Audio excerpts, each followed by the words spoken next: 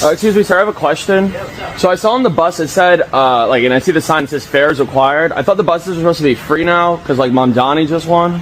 That's funny. That's a good one. When does that start? That's never going to start. Never going to happen? That was fucking all right, well, I want to say I appreciate what you do, my guy. funny. All right, have a good one, my guy. Listen, you are the heart and soul, the backbone of New York. Stay safe. I don't care if you come off for free. I got you. W, man. Thank you, bro. Have a good one. I've been doing free buses before, Mamdani. I'm the man. Yes, sir. All right, you got to run for the next election. I'll vote for you. But the question is how you'll make them free. We will fund the revenue that would have otherwise been brought in from fares. And that's something that we would do in partnership with Albany. And I've put forward two proposals. The first is to raise taxes on the top 1% of New Yorkers by 2%. That would raise $4 billion. The second is to raise the state's top corporate tax rate to match that of New Jersey, which would raise $5 billion.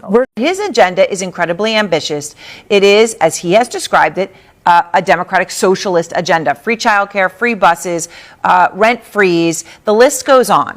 I talked to him on Monday night. He said to me he hasn't wavered 1 millimeter on raising taxes on New York City's wealthiest residents to pay for some of that. Now, Governor, you have said repeatedly that you would not raise taxes. You said, quote, I've said there's no new income taxes. Do you stand by that promise? Yes. Again, want to really see something that said, take a look at what happened. Hey. Why this beat so cold? We will make America proud again. And you try to we will make America wealthy again. And yes, together, we will make America great again. Oh boy, look what we have here. Mamdani says he wants free buses. What's your opinion on free buses? It's going to be overcrowded. We had free buses before the 116. It didn't work out too well. If the buses are free, bus drivers are more vulnerable to assault. Yeah, because sometimes a passenger can get mad or upset because they can't get to their destination, wherever it is that they got to go, and the bus driver can get assaulted. And who pays for the free buses? We heard it's $800 million. The taxpayers. Unfortunately, people don't pay now getting on the bus. But who pays us then? What happens to us? So are free buses a good idea for New York? No. Oh. Oh boy, you just can't make this up. Like I say, truth will prevail.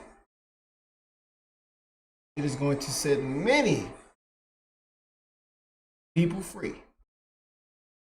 Oh yes. But hey, let's see how your experiment works. Let's see how it lasts, how it holds up.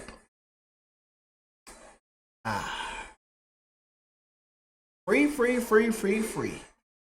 The good sound of free. Oh, Miss Kathy. Kathy saying that the Raymond Dami's plan just isn't going to happen. Boy. I cannot set forth a plan right now that takes money out of a system that relies on the fares of the buses and the subways. But can we find a path to make it more affordable for people who need help? Of course we can. And what about childcare, though? Childcare, I already committed to. So we'll be on a path to get there because I'm committed to this as a mom governor. I get it. But also to do it statewide right now, it's about $15 billion, the entire amount of my reserves. New York City is just in total collapse right now. Oh boy. That's what we're going to name this one. Don't forget this was said with Jessica Tarloff a couple days ago. Oh, Jessica. We know that Mamdani does want to tax the rich more, bring it up about 2%. He can't do that on his own. You've previously said that you wouldn't be raising taxes. Have you reconsidered that stance? No, I would say one energetic rally does not get me to change my positions, I assure you. But I do hear people's voices. I process what everybody says, but I'm also have to balance governing this state and making sure that those people who are actually the reason we have a generous, supportive budget that helps lift people up, it's their revenues that we tax. 1.5% of New Yorkers cover about a third of our budget. That's enormous. I'm concerned about outmigration of people who are the ones who are supporting our budget. I cannot make up for that with middle class tax increases. I cannot do that to the middle class and the struggling New Yorkers. So this is the balance. I mean, this is my position. Kathy, you got these deranged leftist liberals going crazy now. Come on, Kathy. Come on now. Kathy, your time has come. Democratic governor of New York, Kathy Hochul, was talking in front of a crowd of Puerto Ricans and New Yorkers. She was greeted with chants of tax the rich, and she responded, hear you, but I'm the type of person, the more you push me, the more I'm not going to do what you want. Okay? So little lesson to all of our friends out there. But She then doubled down in a press conference that she did after that. I don't change my position. So I just want to put it out there. Then she went on CNN and said this. His agenda is incredibly ambitious. It is, as he has described it, a democratic socialist agenda. Free childcare, free buses, rent freeze. The list goes on. Now, Governor, you have said repeatedly that you would not raise taxes. You said, quote, I've said there's no new income taxes. Do you stand by that promise? Yes. Up until now, Kathy Hochul is up for re-election in 2026, and she was uncontested. All of a sudden, MAGA Republican Representative Elise Stefanik is a piece of shit as well, who tried to get the election overturned and promoted election lies for Donald Trump. She comes out, she launches her run for New York governor against Kathy Hochul, and all of a sudden, here comes Kathy Hochul. It's a new day in New York. I'm so proud that this individual, Zoran Mamdani, is gonna work with me shoulder to shoulder to deliver for New York City the way it's never seen in its lifetime. Let me get this straight. In the entire state of New York, there's 12 million registered voters. Zoran by himself got over 1 million votes for his New York City mayoral bid. That means that Zoran by himself got 1/12 of the entire registered electorate in the state of New York. You know that he's popular, and you know that he reaches an electorate that you could never. You want to agree with his stances publicly. Hey, everything's free, free, free, free, free. They say free sounds good. Sign me up. Because you know that they're good policies to change the affordability crisis in New York City and the New York state. But privately, you're going to block them the entire way. Because the bullshit answer that she always gives is that she doesn't want to increase taxes on the ultra wealthy because they're going to leave the state. When there are research studies that show millionaires in the U.S. are neither likely to pick up stakes nor to flee their state of residence just to lower their taxes. Mind you, Zoran is only wanting to increase taxes on... They're from CBS News. Yep, makes sense.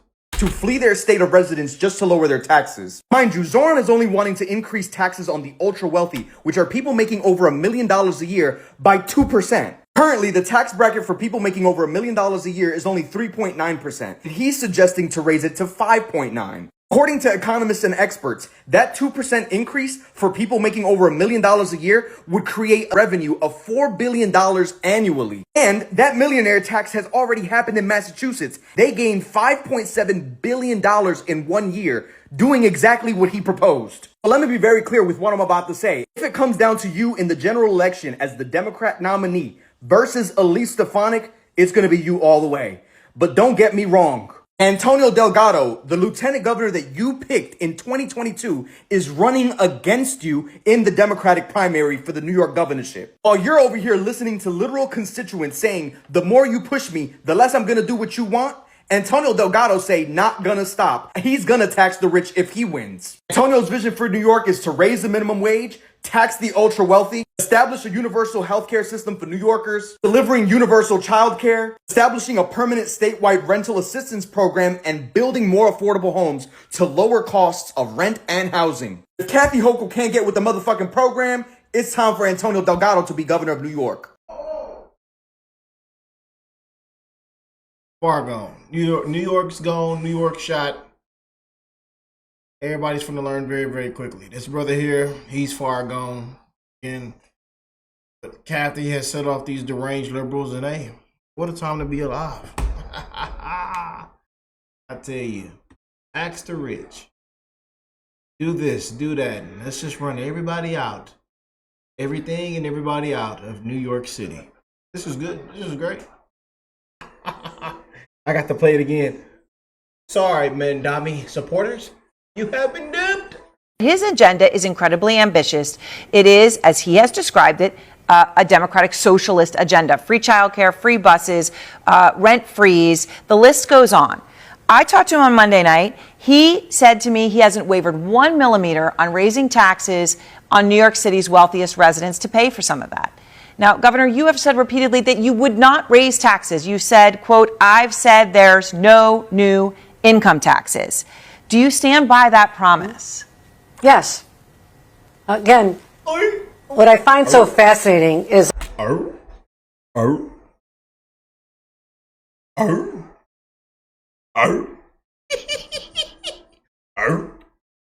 all this conversation about how I'm continuing to lead New York State. I'm the one putting money back in people's pockets and cutting middle-class taxes, as I've done, and finding ways to support child care. These are areas where I'm aligned with Zoran Mamdani. And we'll work on this and build more housing so people can have a roof over their heads in New York City. I'm going to tell you why. Look what we have here. The one and only. I'm not happy about it. Uh-oh. I like Mamdani. I'm looking forward to interviewing him. He's promised to be on this show. But I'm very, very concerned about some of the things that he said. I'm very concerned about what he once said about defunding the police. I'm calling 911. I'm being real with you. I'm calling 911. That's what I'm doing. I don't want to see less police officers. I want to see more police officers. I heard him talk about mental health experts in the subway system. I don't care about that. I want cops in the subways in New York City, where I was born and raised. Born in the Bronx, raised in Queens. That's what I want. I want to hear about no damn mental health experts in subways. Nah, I'm not trying to hear that, okay? 2% tax on the rich. Okay, fine. 11.5% capital gains tax. On its face, okay, fine. Free buses. Free buses, Stephen A. Free buses. Now, you just said you like Mamdani now. I mean, I don't get it, y'all. Oh, I like the man. I like this. I like him. I like him. And then goes on a rant, a rampage, an uproar of how you just kind of dislike and hate his policy and just don't think it sounds right. You don't think it's competent. But you just came on here and said you like the guy. You like him. I tell you, man. What a disgrace, man. Let New York City go to hell. Just let everybody find out. Sometimes you got to let things burn and crash. Let the experiment happen. You know, just let it happen. I want to see how it's all going to play out. Free grocery stores in each borough? Really? Really think that's going to work? You really think that's going to work? Ladies and gentlemen, we're at a crossroads in this nation. And there's no way to slice it. And the level of vitriol that you see amongst the American citizen is because, God forbid, that you have a difference of opinion. It's not enough to agree. You know, people have to be disagreeable. And you have to be selfish if you're a person that's rich, that's making money, and you don't want to pay your fair share of taxes. Well, when you think about the billionaires in the state, in the city of New York, they make up about 48% in terms of the amount of taxes that they dole out compared to the average American, compared to the rest of New Yorkers. And if you're talking about raising their taxes while doing these other things, you're making New York unattractive, not just for residents, but for businesses. And if you make it unattractive for businesses and you don't, and you compromise the ability to be the capitalist that these people are, then they take their businesses elsewhere. So the money that they paid on their homes or in rent, they move out of the city or the state. Businesses follow. And ultimately the tax burden falls on to New Yorkers out there, which means that rent freezes, which is also something that Mamdani pushed. Is that really going to be plausible? Are you really going to be able to freeze rent? Or are you going to end up hiking it? Because you don't have enough people here to pay it. Tax revenue, where you getting that from? Thank you, Stephen A. for saying it out loud. We appreciate you, buddy. We appreciate you. Again, somebody always proves our point every single time. You know, we don't got to do too much screaming and hollering. It's out there. See, these are all the kind of things that we have to connect the dots and ask ourselves. 1 + 1, does it equal 2? Is it really plausible that these things are going to happen? According to Mayor Hochul, 90% of the stuff Mamdani said he can't do on his own. He got to come through her in the state legislature in order to get it done. Is he going to be able to do that? What level of support is he going to have outside of young whippersnappers out there who love him and are so in love with his personality and everything else that they didn't really dot the I's and cross the T's and look at actual policies and the kind of effect that's going to have on New Yorkers? That's what I'm worried about. I hope I'm wrong. Because talking to him, I liked him. I'm looking forward to sitting down and interviewing with him. I just want to know where the money coming from. See, I count. Okay? I count. And I can't tell you how many young teenagers, it could be daughters, it could be nieces and nephews, it could be friends and family members or relatives of folks along that age gap. And you're asking the same question. And you know what you come up with? The people who love Mamdani the most are not people who pay bills every day. I'm not saying that applies to everybody. I'm not applying that. But they certainly not people that pay bills every day all the time.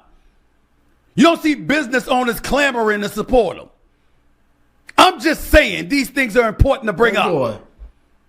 I'm going to tell you. Yeah, we'll end it off with that right there. Y'all weigh in with your thoughts, man. All we can do is come on here and keep it real. The truth will prevail in broad daylight. Love y'all. God bless you and your family. Catch you on the next one. Peace and love, you guys.